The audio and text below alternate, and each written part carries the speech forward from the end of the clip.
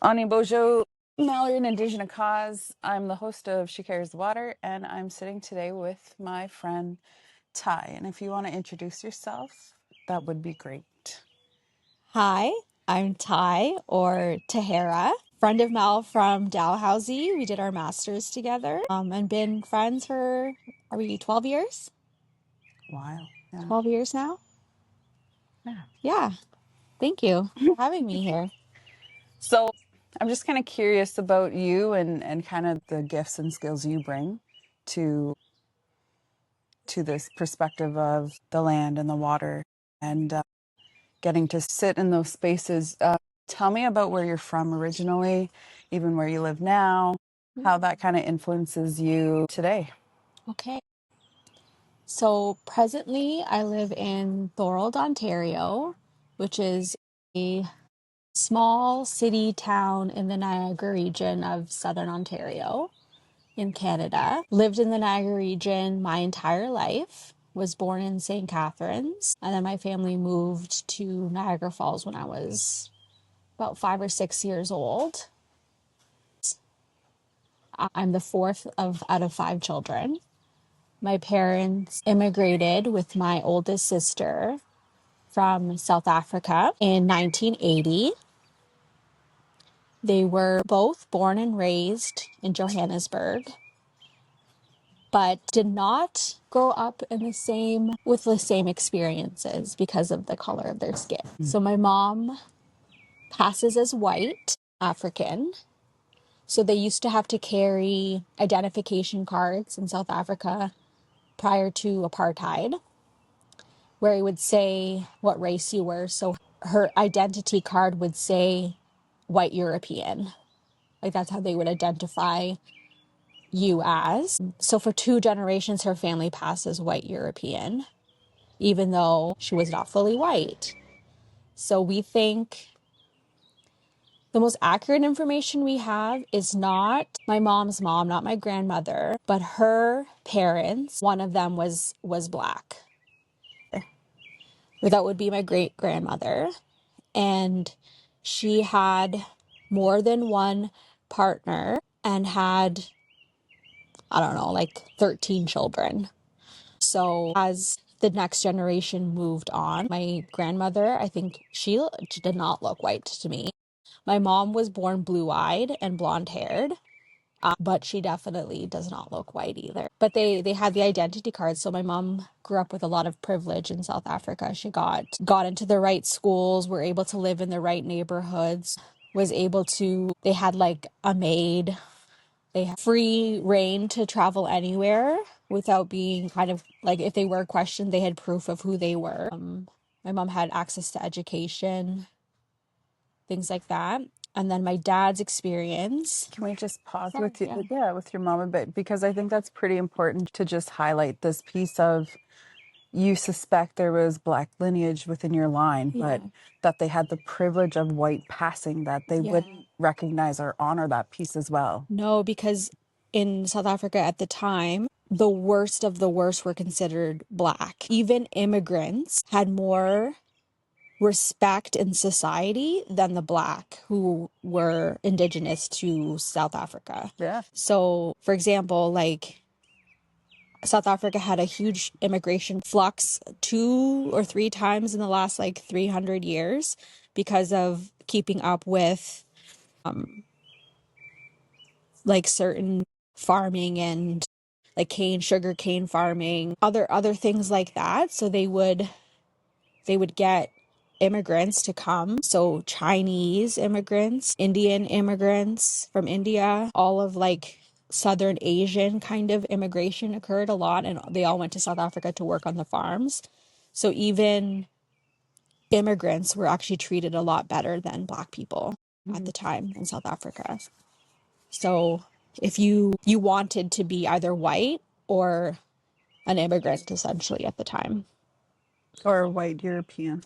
And then that can bring us to your dad. What was... Yeah. So my dad's family was from Gujarati, which is a province of India that's closest to Pakistan. So we think his great-grandparents had immigrated during the sugarcane influx of farming. So they immigrated there to South Africa. And then my dad was born, I don't know, two generations later. Grew up in the same city as my mom, but definitely did not have access to as many things as my mom did. Very, very poor area of Johannesburg they lived in. It was like kind of like row housing where like almost looked like motels, the row housing. It wasn't like always a singular home, and you just lived on top of each other and next to random people, like random families and stuff.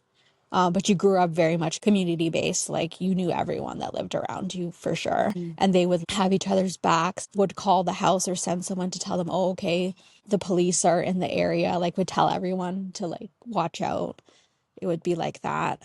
I It's have more whatever. information of my dad's family than I do have my mom's. So my dad's family was really interesting. He's one of 5 kids and he was the eldest, but his parents were not, when they had their second child, when my dad was 2, they sent my dad to live with his dad's sister, my ma, who I think of my ma. So my dad was not raised by his parents. He was raised by his aunt and uncle.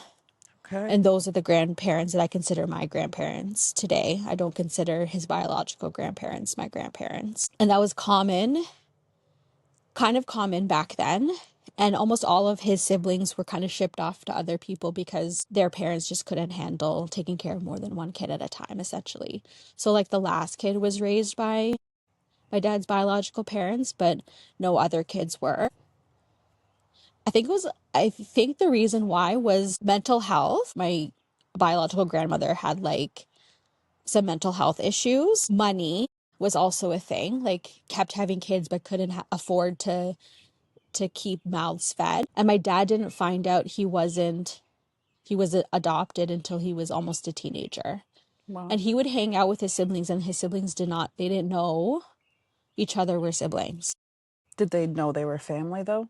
Yeah, like Okay. they Yeah. knew they were family, but they didn't know they were siblings until they were like much older. So that was really interesting hearing that side. But my dad got the best kind of like scenario out of all of his siblings because he was raised by his aunt and uncle. So his aunt, my ma, was sister of his biological dad. So her husband, Papa, had like the best family ever. Like they were just like so rich in like love and support and like connection and just would do anything for anyone. So my dad had that side of the family that he really connected to a lot and felt like he had siblings and cousins that just loved him for who he was. And my grandfather was like the go-to person in the neighborhood where if someone needed mediation, like my grandfather would be the one to settle things in good terms with everyone to make sure everyone was happy with the outcome. And if someone was in trouble, they'd go to my grandfather. He was the one that handled the business of the neighborhood. Back then, it was very much like my dad was the only child. It felt like he grew up feeling like he was an only child, but with lots of cousins that felt like siblings to him because they all just had to use each other for everything. Yeah. And then, so like two different, very different upbringings for your mom and your dad. How did they Yeah. meet up, come together? Mutual friends. My mom was 16, my dad was 21. And they had mutual friends. One of my mom's best friend, who she kind of grew up with, ended up dating one of my dad's friends. And then my parents met and they got together. They weren't like technically allowed to be together in public. So it was very like on the down low because mixed couples couldn't be together. My dad would hide it from his parents. My mom hid it from her parents for a long time. And they were off and on. My dad was kind of like linked with another woman who was Muslim. So that also Ooh. probably going through my dad's mind was like, my dad identifies as Muslim and my mom did not grow up Muslim. She grew up Christian. So it was like this forbidden love, I suppose, with like this white woman who my dad fell in love with versus the woman that no one would blink an eye if he married. Mm. It'd be very natural if if he married her. And then my mom got pregnant when she was 20 with my dad's baby. So that was my oldest sister. And they still weren't married. They were kind of still off and on. And then my grandfather, my papa, was like, no, you marry her. Like, you did this, you marry her. So very kind of like forced on my dad, but like for the right reasons at the time. But they were off and on. And my mom raised my sister in the white neighborhoods with my granny. And my dad was not allowed to live with them. So he had to live where he lived in the Indian community where all the Indian immigrants lived. Um, and he would have to go like at nighttime to like sneak into my mom's house to go see Shireen. Like he wasn't allowed to see her during the day. He wasn't even allowed to see her in the hospital when she was born. And back then you kept mother and baby in the hospital for like 3 weeks. And you went home with a nanny. So my parents couldn't be with each other, like live in the same house together in South Africa, even though they had a child together. Yeah. And Shireen's identity card also said white European. Okay. Yeah. Because her mom was white European, she was allowed to say she's white European. So her identity card looks like that, even though she looks very Indian. Mm-hmm. And then my dad and mom decided to immigrate to Canada because one of my aunts was already here on my dad's side. So then they were like, okay, we should go because my mom also wanted more children. And she knew she couldn't have more children in South Africa if they stayed there. Yeah. Yeah. So they moved their entire lives. My mom was 27 years old. Yeah, my dad was 33, I think. Yeah, because Shireen would have been 6. She was born in 1974. They immigrated in 1980. They came with such little money. Like when I think about it now, I'm like, how did you survive? It was $1,500 and a car. Like they shipped the car with them. So they had $1,500 in their pocket and a car, and they immigrated. They were in Toronto for a while because both my siblings were born there. So Qasim and Layla were both born in Toronto. They all lived in one apartment, a 2-bedroom apartment with my mom, my dad, Shireen, Layla, Qasim, and my grandparents, my mom and papa. So 7 of them in a 1-bedroom apartment. Okay. So Shireen was 6 when they immigrated. When she turned 8, they had my brother Qasim. And then when he turned 2, they had Layla. And the immigration was taking quite some time. She was supposed to be due in April, but she was a preemie, so she came in February. So it came a couple months after. They were coming in time for Layla's birth. So there were 7 of them in a 1-bedroom apartment in Etobicoke for 8 years. I was born in 89 and they just moved to St. Catharines the year I was born. Mm-hmm. Yeah. They rented a house in St. Catharines. They couldn't afford to buy then. My dad was working for an insurance company in South Africa, and he tried to get work in Canada in insurance, and he didn't have education. His highest level of education was grade 8, and no one would hire him here in Canada, so he couldn't go into the trade that he was trained in. My mom was like a versatile kind of worker, like female worker, like typist, administration. She worked for a jeweler for a period of time. She worked for a publisher in Toronto for a period of time. She just like did whatever like women were hired to do back then, like clerical work and stuff. So she found work easily. Well, my dad didn't. So my mom was a breadwinner for a really long time. And my dad just did whatever he could get hired to do. He was a stay-at-home dad for a period of time as well. Like when my brother was born, there's pictures of my dad vacuuming the floors in Toronto, and like there's Layla and my brother on the floor playing or whatever. That's nice. So Yeah. it just speaks of like the perseverance of Yeah. trying to be together and trying to Yeah. make this new life in Yeah. Canada. Yeah. They had a traditional Muslim wedding. Like they couldn't register their marriage in South Africa because they were 2 different races. But they had a traditional Muslim wedding with just the imam like declaring to God that they're married. So they have that date of May 28th in South Africa, but when they came to Canada, they had to legally get married in Canada. So they have 2 different wedding dates too, and 2 different years. Yeah. They celebrate the one in South Africa. They don't celebrate the Canadian version. Right. The original. Yeah. The original one. Yeah. And they, for the longest time, they like would lie to us about what year it was because they didn't want us to know that they had Shireen out of wedlock. So they were like, "Yo, no, we got married the year before Shireen was born." And that was not true. It was like a year or two after. Yeah. Liars. And I actually didn't know that until I was almost 20. Like I was very late knowing that. I think it's pretty cool to know all that history and then be born in Canada, and the experience could be quite different. It was so like I never thought my life was that different until like I started going to my friends' houses in elementary school. And I was like, "You don't have a ma that lives with you? Where's your little ma? Where's your little brown Indian lady that like cooks every meal for you and Takes makes you care of read the you. Quran every day?" Like, where is she? When I started going to people's houses, I don't know, 6 or 7 years old, and you just see people didn't live like we lived. Like even in the house in St. Catharines, there was 3 bedrooms, and my brother had his own because he was the only boy. Ma had her own, and then all 4 girls were in one bedroom, and my parents took the basement. And then when they could afford to buy a house, which was in Niagara Falls, it was a 3 bedroom house, but they asked the builder to build 2 more bedrooms downstairs. So we moved from a 3 bedroom to a 5 bedroom. Like a couple of us still had to share rooms, but it was much better. So that too, sharing rooms, that wasn't really a Yeah. thing that I saw my friends doing. They all had their own room. They didn't eat the same food we ate.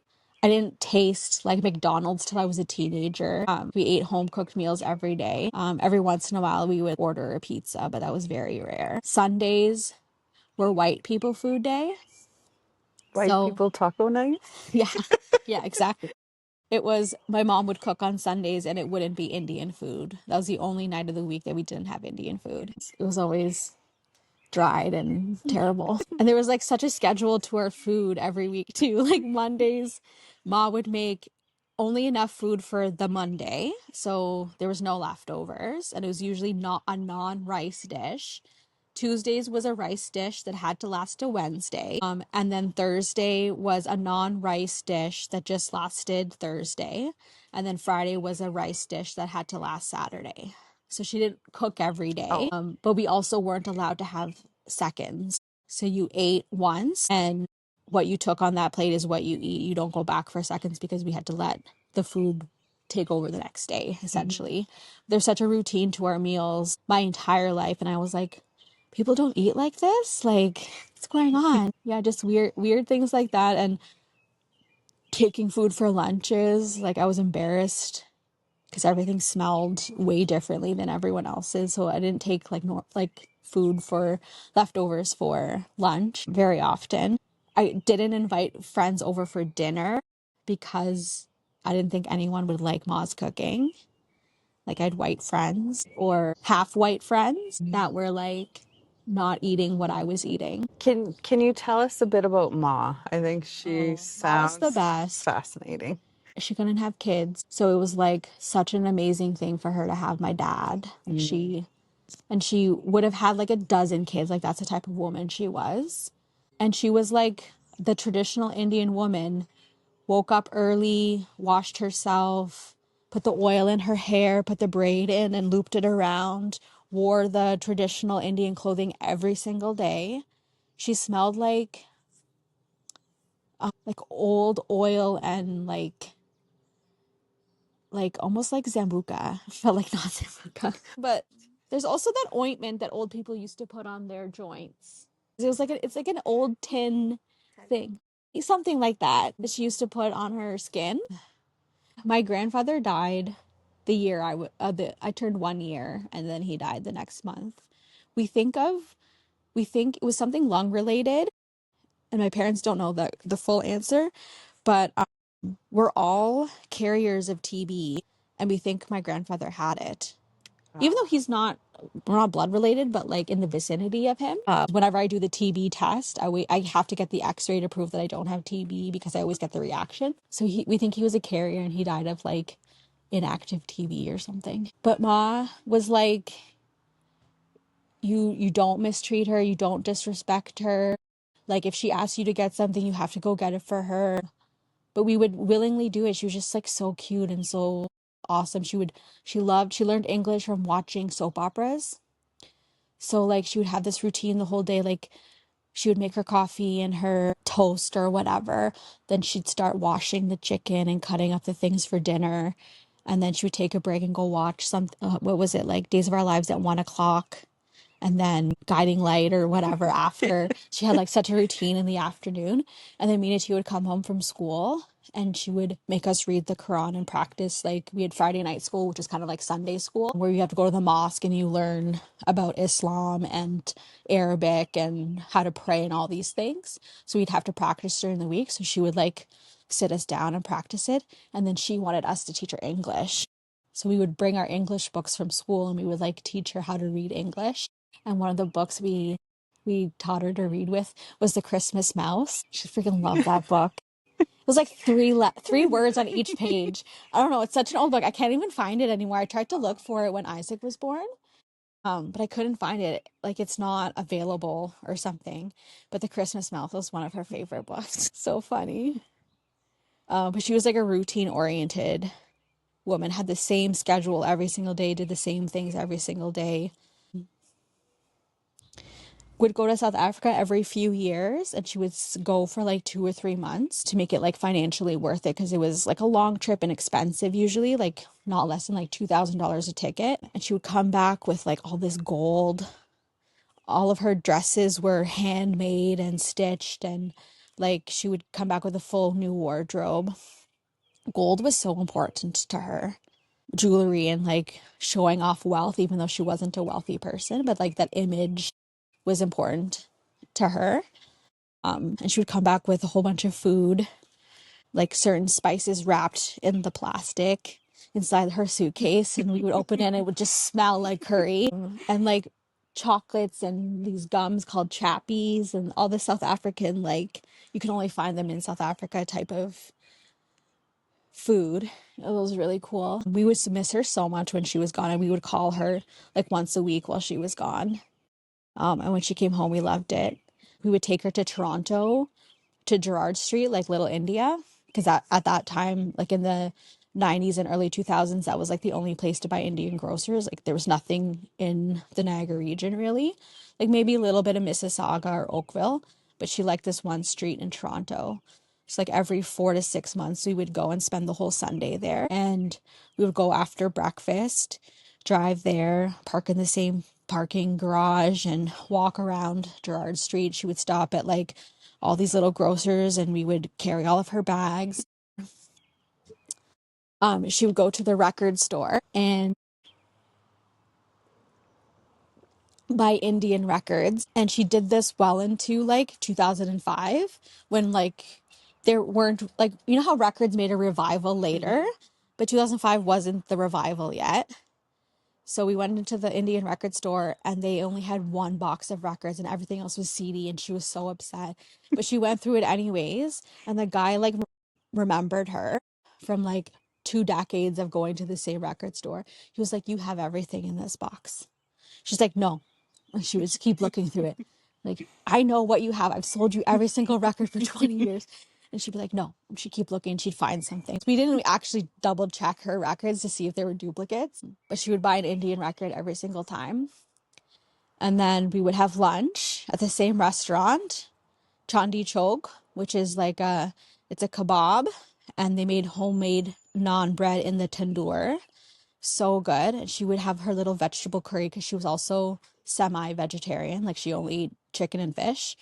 She only ate chicken and fish. So she had her little vegetable curry, and we had like these big foot long kebab things. And then we'd have the same ice cream from Wendy's. She loved the Frosty on the drive home. And then before we went to bed, she would each give us $50 for taking her out that day. Oh, That was like our tradition for, yeah, like 15 years.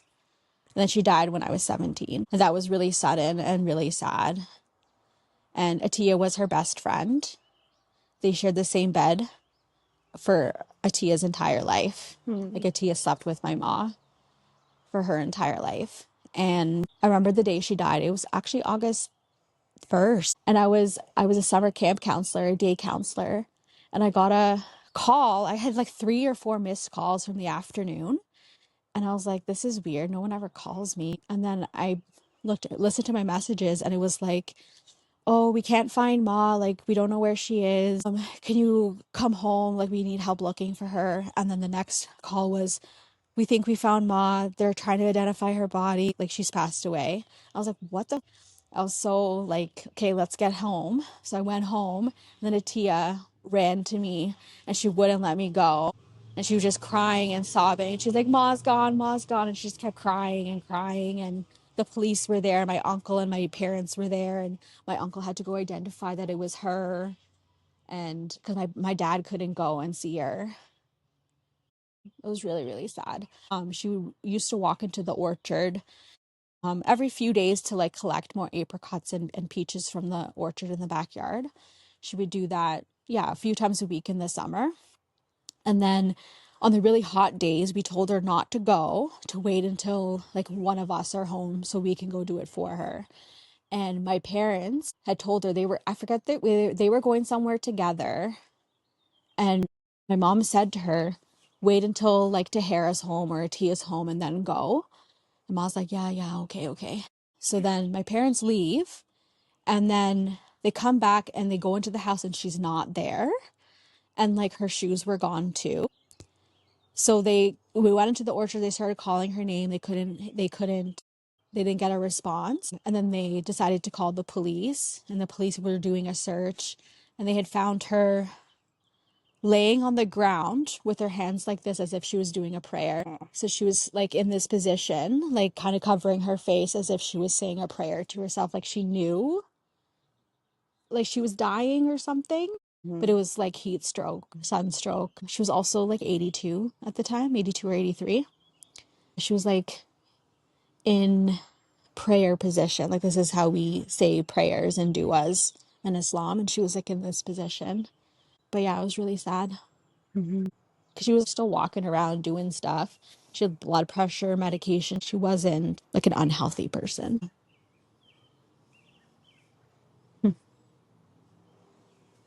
And so even just thinking of like Eyes of Eyes and baby Mallory, what would you like them to know about your ma? Those are some big things when we start looking at that matrilineal line, right? It's powerful.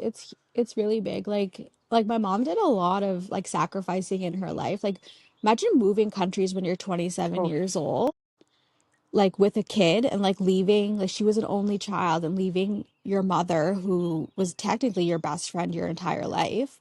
Like I always think about that, like how like could I have done that at 27 or 30? Like leave my country and everything I've ever known. and of privilege, Yeah, and of privilege. Like my right? mom did have privilege Yeah. in South Africa to like, yeah, to a certain extent. They were still not wealthy, but she got away with a lot more things than she probably should have. But yeah, I think about that all the time, like how much strength and courage that took. And then she also wanted to be a housewife, but my dad never made enough money or made the right decisions to make enough money for her to do that. So she like resented my dad for a really long time for that, and she worked so hard. Like my dad would fail in business often. They would have to take out loans, and my mom was just like, okay, guess I keep working, guess I keep working. Like she worked until she was 67. My dad retired just because he just retired. Yeah, she worked really hard for a really long time and didn't get the life she thought she was going to get when they moved to Canada. But yeah, I think I would want my children to know, well, my culture as much as possible. So, like, food is a huge thing for us. So, like, I don't cook as much as my family recipes as much as Atia or Layla do or Shireen. I don't know how much that's going to change in my life. I think because they all do it, I just like don't do Yeah. it.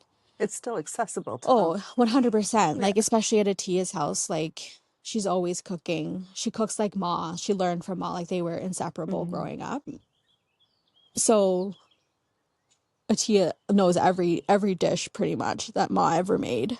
And then my mom also wrote down tons of recipes for Ma. And we were thinking about this like when my mom was dying. Mom ended up cooking exactly like Ma, or we were forgetting how Ma's food tasted. We couldn't figure out like what was true. Like, was Mom getting that good, or were we just forgetting Ma's food taste? And we couldn't really like decide what was true. But Atia's really good at it, and so is Shireen. But I would like them to know our food as much as possible. Like privilege. Like my parents did not have a lot of money. They moved countries to have a better life, but they still didn't really have that much of a better life. They had a better life in family. My dad always says like he wasn't rich in money, but he was rich in family his entire life. Like he loved that he has us. And he loves that like he's so grateful that at least 3 out of 5 of us pursued things that he never got to do. Like education was super important to him. We had not that we had to have good grades, but you definitely knew when you got a good grade, dad was going to be happy. So like that kind of like encouraged us. And like we all kind of said like we didn't want to be like mom. We didn't want to be like resentful of our lives. So like let's make ourselves independent women as much as possible so we could live sustainably on our own without someone else's influence or like needing to rely on someone else. So my mom's like indirectly influenced that, I think, with all of us. Um, I want my kids to know like privilege and like not have this sense of entitlement of just because I exist, I should have things and get things. Like, no, there's earning that needs to be involved and hard work that needs to be involved. And like, I don't know, just overall understand that like how important family is. I think I really love my perspective of the world because of what my parents had gone through. We are here because two people decided to like sacrifice certain things that they had growing up and wanting a better life, and I exist because of that. Like it was thought through, it was wanted, and it was like I want more family, so this is what I have to do to get more family, which is kind of cool. It wasn't just, oh, we get married and have kids because that's what you do in your life. It was like intentional. Yeah. Like all of us exist because our parents were intentional in wanting family and something bigger than what they had in South Africa. And I think that And is their wealth. parents too. That is wealth, yeah. That is wealth. And their parents too, like my dad lucked out with the adoptive parents he had and loved him so much they also moved countries and wanted to exist in a world where my dad had kids and they wanted to witness that and be a part of that. Yeah, I love my family story. Yeah. I love it a lot. I'm gonna keep telling Isaac and future baby Mallory. Keep telling them all the things. And Isaac loves grandpa and loved grandma so much.